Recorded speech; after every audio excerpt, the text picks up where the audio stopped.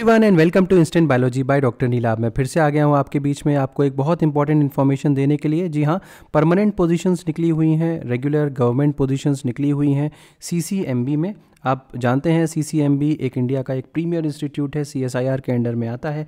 CCMB का full form हो गया centre for cellular and molecular biology. तो आप में से जो भी लोग परमानेंट गवर्नमेंट जो जॉब्स हैं उसके लिए अगर आप इंटरेस्टेड हैं तो ये वीडियो आपके लिए बहुत इंपॉर्टेंट है, इसको ज़रूर देखिएगा लास्ट तक। तो इससे रिलेटेड जो भी पीडीएफ वगैरह है वो मैं अपने टेलीग्राम ग्रुप के ऊपर पोस्ट भी कर दूंगा। तो आप टेलीग्राम ग्रुप का लिंक भी डिस्क्रिप्शन सेक्शन में दिया होगा, तो आप टेलीग्राम ग्रुप को ज़रूर ज्वाइन कर लीजिए। उस पर इस तरीके की रिलेटेड जॉब्स काफ़ी ज़्यादा मैं डालता रहता हूँ। Apart from that internship opportunities के बारे में भी आपको वहाँ से पता चलता रहेगा। तो बिना देर किए हुए सबसे पहले हम लोग शुरू करते हैं कि ये देखिए, ये यहाँ पे इसकी वेबसाइट है जहाँ से आप डायरेक्टली आ सकते हैं और अप्लाई कर सकते हैं। तो यहाँ पे आप नीचे जाएंगे तो इस समय मैं बात कर रहा हूँ जो एडवर्टाइजमेंट नंबर 05/2023 है, और ये जो जॉब अपॉर्चुनिटी है वो है technical assistant technical officer, senior technical officer, medical officer के लिए। अब देखिए, टेक्निकल असिस्टेंट की जो पोजीशंस आई हुई हैं 18 आई हुई हैं, टेक्निकल ऑफिसर की 5, सीनियर टेक्निकल ऑफिसर की 1 पोजीशन आई हुई है। यहाँ पे आपको अप्लाई करना है तो आप क्लिक हेयर टू अप्लाई पे क्लिक कर सकते हैं और उसके बाद आप एक दूसरे पेज के ऊपर रिडायरेक्ट हो जाएंगे और वहाँ से आप अप्लाई कर सकते हैं। लेकिन अप्लाई करने से पहले मैं आपको ज़रूर सजेस्ट करूंगा कि आप ये वीडियो लास्ट तक ज़रूर देखें, क्योंकि इसमें मैं सारी इन्फॉर्मेशन आपके साथ शेयर करने वाला हूँ। तो सबसे पहले आ जाते हैं कि ये जो पीडीएफ है इसको मैं दिखाता हूँ आपको, आपकी स्क्रीन पे दिखाई दे रहा होगा, ये एक पीडीएफ है। अब यहाँ पे आप देख सकते हैं CSIR centre for cellular and molecular biology, council of scientific and industrial research. Advertisement number मैंने आपके साथ पहले ही शेयर किया हुआ है, तो उम्मीद है कि ये आपको पता चल गया होगा। तो ये आप देख सकते हैं कि ये नंबर है 5/2023 और date of commencement of online application 20/12/2023 है, और लास्ट डेट जो है वो 20/1/2024 है, यानी कि लास्ट डेट आपका 20 जनवरी 2024 है। ठीक है, अब जल्दी से बात कर लेते हैं कितनी कितनी पोजीशंस आई हुई हैं। सबसे पहले मैं बात करूं आपके साथ तो टेक्निकल असिस्टेंट की पोजीशन आई हुई है, 18 पोजीशंस हैं, 5 अनरिजर्व्ड की, 7 ओबीसी की, 4 ईडब्ल्यूएस की और 2 एससी की पोजीशन है। पे लेवल मैट्रिक्स जो फॉलो हो रहा है वो 6 है, और यहाँ पे टोटल इमोल्यूमेंट 66,498 के आसपास बैठेंगे, और ये 28 ईयर्स जो है इसकी अपर एज लिमिट है। लेकिन अगर मैं टेक्निकल ऑफिसर की बात करूँ तो यहाँ पे पोजीशंस हैं 5, अनरिजर्व की 1, ओबीसी की अनरिजर्व की 4 ओबीसी की 1 पोजीशन है। 7th लेवल पे मैट्रिक्स फॉलो हो रहा है, और 82,933 टोटल इमोल्यूमेंट्स अप्रॉक्सीमेटली पहुँचेंगे। 30 ईयर्स अपर एज लिमिट है।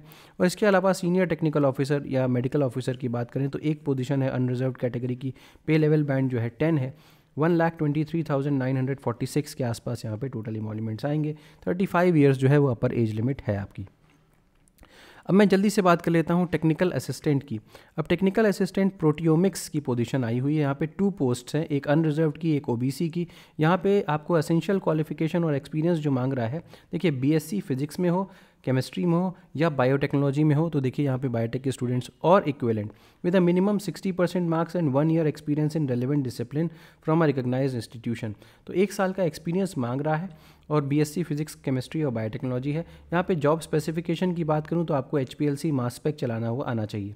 इसके अलावा बायो इन्फॉर्मेटिक्स की भी अगर नॉलेज है तो एडेड एडवांटेज होगी आपके लिए। ठीक, इस पोस्ट का कोड याद रखिएगा, TA01 है। ठीक है, तो टेक्निकल असिस्टेंट की जॉब हो गई। यहाँ पे देखिए इसके नीचे सिविल की लिए रिक्वायरमेंट आई है, तो आप देख सकते हैं अगर आप सिविल के स्टूडेंट हैं तो। नेक्स्ट, टेक्निकल असिस्टेंट कैंटीन के लिए, यानी कि अगर आपने BSc hospitality, hotel management, hotel management and catering technology वगैरह में पढ़ाई की हुई है तो आप ये देख सकते हैं ये। नेक्स्ट, इलेक्ट्रॉनिक्स और इंस्ट्रूमेंटेशन इंजीनियरिंग के अगर आप स्टूडेंट हैं तो आप इसको भी रेफ़र कर सकते हैं। नेक्स्ट, यहाँ पे अगेन देखिए टिश्यू कल्चर के लिए, टेक्निकल असिस्टेंट टिश्यू कल्चर के लिए यहाँ पे जो कोड है वो TA05 है। BSc biotech, biochemistry, microbiology, zoology के स्टूडेंट्स एलिजिबल हैं। 60% मार्क्स चलेगा, और 1 year experience in relevant discipline आपको चाहिए। यहाँ पे आपका काम होगा एसेप्टिक कंडीशन लेबोरेटरी में मेंटेन करके रखना। इसके अलावा अलग अलग रिएजेंट्स जो कि अलग अलग सेल लाइंस को ग्रो करवाने के लिए ज़रूरी होते हैं उनको बना करके रखना, क्रायो प्रिजर्व करना, इलेक्ट्रॉनिक रिकॉर्ड मेंटेन करना सेल्स का, ये सारा काम आपका होगा। और इसके अलावा आपको indent, purchase, stock, chemicals, media, reagents वगैरह की भी यहाँ पे आपको इंडेंटिंग करनी पड़ेगी।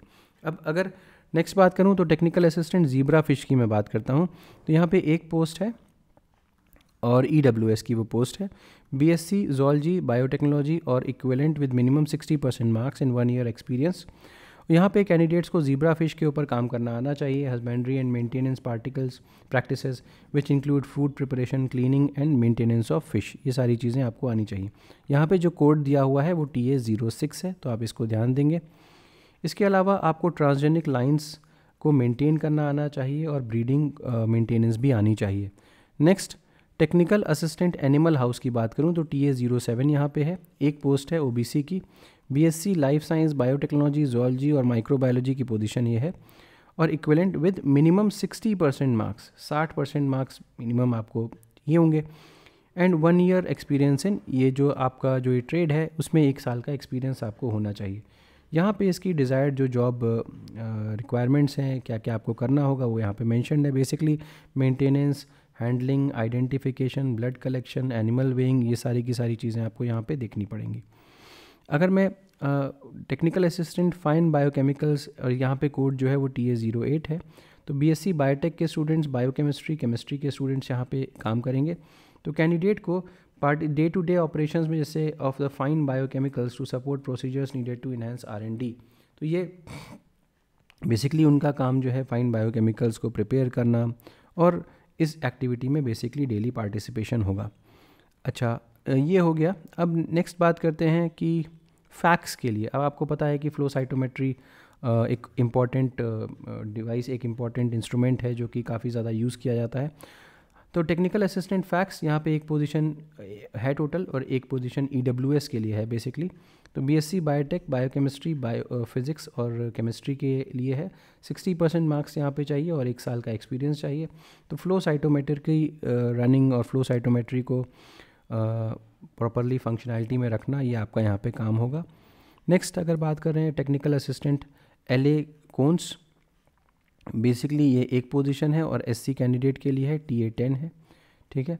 अब यहाँ पे फॉरेस्ट्री, ज़ूलॉजी, बॉटनी, इनके स्टूडेंट्स आप अप्लाई कर सकते हैं। 60% मार्क्स और 1 ईयर एक्सपीरियंस, यहाँ पे ये आपका रिक्वायरमेंट है, ये काम आपको करना पड़ेगा। NGS नेक्स्ट जनरेशन सीक्वेंसिंग के लिए टेक्निकल असिस्टेंट भी हायर हो रहा है, 1 पोस्ट है और वो पोस्ट अनरिजर्व्ड कैटेगरी के लिए है। यहाँ पे बायोटेक को स्टूडेंट्स अप्लाई कर सकते हैं। 60% मार्क्स और 1 साल का एक्सपीरियंस चाहिए। यहाँ पे अगेन आपको बेसिकली नेक्स्ट जनरेशन सीक्वेंसिंग का एक्सपीरियंस होना चाहिए। यहाँ पे जो कोड है वो TA11 है। नेक्स्ट अगर बात कर रहा हूँ तो ये देखिए AC रेफ्रिजरेशन के लिए है, मैकेनिकल इंजीनियरिंग के स्टूडेंट्स को हायर करने के लिए, ये इलेक्ट्रिकल इंजीनियरिंग के स्टूडेंट्स को हायर करने के लिए है। और यहाँ पे अगेन टेक्निकल ऑफिसर की अब पोजीशंस के बारे में यहाँ पे मैं बात कर लेता हूँ आपसे। देखिए टेक्निकल ऑफिसर की पोजीशन में सबसे पहले ट्रांसजेनिक नॉकआउट फैसिलिटी में हायरिंग हो रही है। इसका जो कोड है वो TO01 है, एक पोजीशन है और वो अनरिजर्व्ड कैटेगरी के लिए है। यहाँ पे BE BTech बायोटेक्नोलॉजी के स्टूडेंट्स चाहिए विद मिनिमम 55% मार्क्स, ठीक है। और अगर आप MSc के हैं तो भी आप अप्लाई कर सकते हैं, MSc biotech, embryology, animal biotechnology, zoology. तो देखिए यहाँ पे कोई भी एक्सपीरियंस नहीं मांगा गया है, हाँ, लेकिन डिज़ायरेबल क्वालिफ़िकेशन, डिज़ायरेबल चीज़ें मांगी हुई हैं कि वर्किंग नॉलेज होना चाहिए आपको, and culture of embryos, IVF of mouse और other laboratory animals, micro injection and embryo transfer in mice और other laboratory animals. Job specification की मैं बात करूँ तो to contribute as team member to generate transgenic and gene knockout mice at transgenic facility, primarily embryo manipulations and embryo transfer, ठीक है, ये हो गया। नेक्स्ट अगर मैं बात करता हूँ यहाँ पे तो technical officer animal house facility, ये यहाँ पे TO02 एक पोस्ट है और वो अनरिजर्व्ड कैटेगरी की है। BE BTech बायोटेक्नोलॉजी को मांग रहा है और यहाँ पे भी वही सेम क्राइटेरिया है, MSc बायोटेक्नोलॉजी भी एलिजिबल है। यहाँ पे आपका जो डिज़ायरेबल क्वालिफिकेशन है 1 year full time experience in modern laboratory animal facility आपके पास होना चाहिए। और इसके अलावा अलग अलग टाइप की इन्वेसिव प्रोसीजर्स का भी आपको आइडिया होना चाहिए, एनेस्थीसिया, यूथेनेसिया देने का आइडिया होना चाहिए, और microbial health and genetic monitoring PCR based ये भी करनी आनी चाहिए, ठीक। और यहाँ पे दिया हुआ है कि आपको क्या क्या कैंडिडेट्स को क्या क्या एक्सपेक्टेशन है उनसे, ये मेंशन्ड है।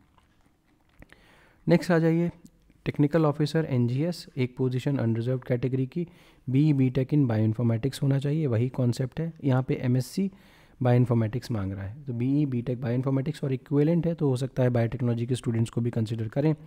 लेकिन यहाँ पे आपके पास NGS डेटा का एनालिसिस और प्रोग्रामिंग स्किल्स अच्छी होनी चाहिए, तभी आप यहाँ पे रखे जा सकते हैं। ये एक्सपेक्टेशन है आपसे जो यहाँ लिखी हुई है। अब इसके अलावा अगर हम देखें तो ह्यूमन रिसोर्स मैनेजमेंट के लोगों को भी हायर किया जा रहा है यहाँ पे। इसके अलावा टेक्निकल ऑफिसर प्लांट बायोटेक, इसको जो कैटेगरी है TO05 है। BE BTech एग्रीकल्चर बायोटेक्नोलॉजी और इक्विवेलेंट को यहाँ पे MSc एग्रीकल्चर बायोटेक्नोलॉजी या लाइफ साइंस के कैंडिडेट्स को भी अलाउ किया जा रहा है। यहाँ पे minimum 2 years of research experience in molecular breeding, crossing, development of rice breeding, ये सारी चीज़ों को आपका एक्सपीरियंस होना चाहिए, ठीक। और इसके अलावा good communication skills in English, Hindu and Telugu, ये भी होना चाहिए आपके पास। और ये आपका जो मतलब डिज़ायर्ड जो एक्सपेक्टेशन है, जॉब एक्सपेक्टेशन है, वो आपसे यहाँ पे लिखी हुई है।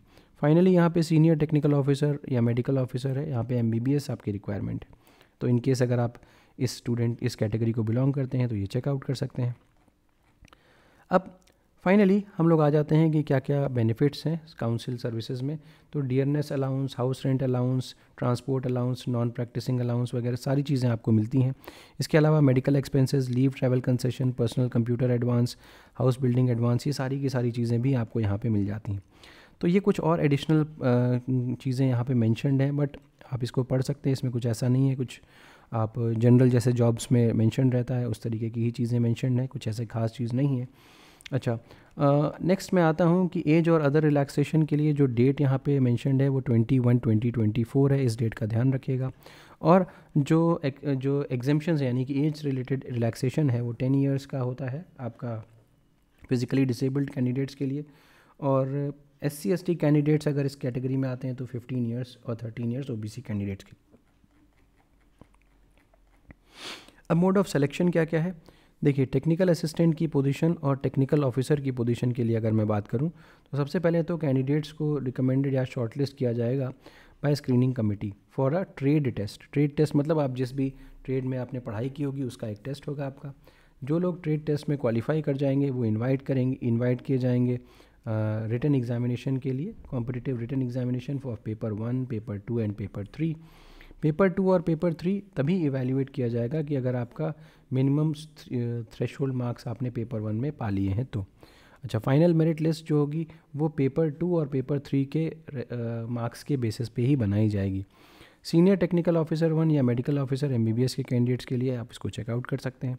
Next, the screening selection committee will adopt its own criteria for short listing, ठीक है, ये मेंशन यहाँ पे नहीं है। अच्छा, स्टेज 1 टेस्ट जो है वो ट्रेड टेस्ट है। ट्रेड टेस्ट में मतलब आपने जो रिलेवेंट सब्जेक्ट या कॉम्पिटिटिव रिटन एग्जामिनेशन जो आप देते हैं इस लेवल पे उसके हिसाब से ये होगा। स्टेज 2 जो है वो रिटन एग्जामिनेशन है, और रिटन एग्जामिनेशन में mode of examination OMR based और computer based objective type multiple choice questions, ये स्टेज 2 है। मीडियम ऑफ क्वेश्चंस जो हैं वो इंग्लिश और हिंदी, जो इंग्लिश लैंग्वेज के क्वेश्चन होंगे उसको छोड़ करके। Standard of examination diploma, graduation level आपके टेक्निकल असिस्टेंट के लिए होगा, और टेक्निकल ऑफिसर के लिए पोस्ट ग्रेजुएशन के लेवल के क्वेश्चंस आएंगे। टोटल नंबर ऑफ क्वेश्चंस 200 होंगे, टाइम अलॉटेड 3 घंटे का होगा। जैसे कि पेपर 1 के बारे में अगर मैं बात करूं तो टाइम अलॉटेड 1 घंटे का है। मेंटल एबिलिटी यहाँ पे पूछा जाएगा, 50 क्वेश्चन 100 मार्क्स के होंगे, 2 क्वेश्चन करेक्ट सही क्वेश्चन करने के लिए 2 मार्क्स मिलेंगे। नेगेटिव मार्किंग यहाँ पे नहीं है। यहाँ पे सिलेबस अगर बात की जाए तो ये सिलेबस है mental ability consisting of general intelligence, quants, reasoning, problem solving, situational judgement etcetera. Paper 2 में आपका 30 मार्क्स का होगा। ये जनरल अवेयरनेस, इंग्लिश लैंग्वेज पूछा जा रहा है, 25 क्वेश्चंस यहाँ से, 25 यहाँ से। तो यहाँ पे 3 मार्क्स का एक क्वेश्चन है तो 75 नंबर यहाँ से हो गया, और 25 क्वेश्चंस यहाँ पे हैं तो 3 मार्क्स का हर क्वेश्चन हो गया, 75 मार्क्स यहाँ पे। एक नेगेटिव मार्क यहाँ पर भी, एक नेगेटिव मार्किंग यहाँ पर भी देखने को मिल रही है। पेपर नंबर 3 के बारे में बात करूँ तो ये कंसर्न सब्जेक्ट से पेपर है, 100 नंबर का क्वेश्चन होगा, मैक्सिमम मार्क्स 300 होंगे, 3 नंबर का हर एक क्वेश्चन है, और 1 नेगेटिव मार्क भी यहाँ पे है। तो कंसर्न सब्जेक्ट जो है वो आपका एडवर्टाइजमेंट में जो मेंशन्ड है वही कंसर्न सब्जेक्ट है बेसिकली। तो पेपर नंबर 2 और paper number 3 will be evaluated only for candidates जो कि थ्रेशोल्ड मार्क्स से ज़्यादा नंबर लेकर के आए हैं पेपर 1 में। फाइनल मेरिट लिस्ट पेपर 2 और पेपर 3 को ही देख करके ली जाएगी। अब हाउ टू अप्लाई, ऑनलाइन ही अप्लाई करना है, जैसे कि मैंने आपको अभी वो साइट दिखाई थी जहाँ पे आपको अप्लाई करना है, ठीक है। तो एप्लीकेशन का जो शुरुआत हुई है वो 20/12 यानी कि यस्टरडे कल से शुरू हुई है 11 बजे सुबह से, और ये 20/1 यानी कि 20 जनवरी तक चालू रहेगी। अगर आप एक से ज़्यादा पोस्ट के लिए अप्लाई करना चाहते हैं तो आपको पोस्ट कोड ज़रूर मेंशन करना होगा। अपार्ट फ्रॉम दैट आपको फ़ीस भी जितने पोस्ट के लिए आप अप्लाई करना चाहते हो उसके लिए पे करनी पड़ेगी। फ़ीस बहुत ज़्यादा नहीं है, सिर्फ 100 रुपये है, और आप स्टेट बैंक कलेक्ट के माध्यम से उसको पे कर सकते हैं। हाँ, SC ST PWBD वुमेन और CSIR एम्प्लॉय के लिए एग्जेम्प्टेड है। ठीक है, ये हो गया। आपको कोई भी हार्ड कॉपी नहीं सबमिट करने की ज़रूरत है यहाँ पे। There is no need to submit the hard copy. ठीक, अच्छा, following documents are required to be uploaded as PDF not more than 1 MB। ठीक है, तो ये सारे के सारे डॉक्यूमेंट्स को आपको अपलोड करना पड़ेगा एज अ PDF, एक PDF बना करके आपको अपलोड करना पड़ेगा। तो ये सारे डॉक्यूमेंट्स को देख लीजिए, ये सारे के सारे डॉक्यूमेंट्स आपको अपलोड करने पड़ेंगे। तो ये सारी की सारी इन्फॉर्मेशन हो गई। मैं वापस आता हूँ इस साइट पे, तो यहाँ पे आप देख सकते हैं click here to apply online वाला ऑप्शन है। इसके ऊपर जैसे ही क्लिक करेंगे आपको ये ऑप्शन दिखाई देगा कि आप दूसरे पेज के ऊपर रिडायरेक्ट हो रहे हैं, और इस तरीके से आप दूसरे पेज के ऊपर रिडायरेक्ट हो जाएंगे। तो अभी ओपन हो रहा है। ठीक, तो आपको आइडिया लग गया होगा कि बेसिकली किस तरीके से, ये देखिए ये ओपन भी होकर के आ गया। अब आपको पहले नया रजिस्ट्रेशन करना पड़ेगा, उसके बाद आप लॉगिन कर सकते हैं। तो मुझे उम्मीद है कि ये वीडियो आपको पसंद आया होगा। अगर पसंद आया तो ज़रूर लाइक करिएगा, चैनल को सब्सक्राइब करना ना भूलिएगा, बेल आइकन को ज़रूर प्रेस करिएगा और अपने फ्रेंड्स के साथ ज़रूर शेयर करिएगा। Thank you so much, have a good day.